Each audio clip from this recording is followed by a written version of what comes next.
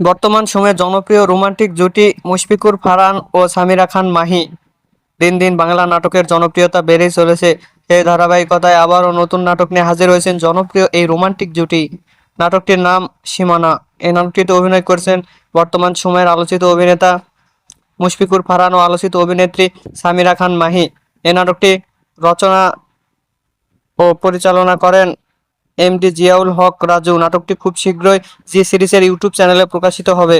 আপনারা দেখতে চাইলে অবশ্যই জি সিরিজের ইউটিউব চ্যানেলে চোখ রাখুন এবং নিয়মিত নতুন নতুন নাটকের আপডেট পেতে হলে চ্যানেলটিকে সাবস্ক্রাইব করে রাখুন। পরবর্তী ভিডিওর জন্য অপেক্ষা করুন।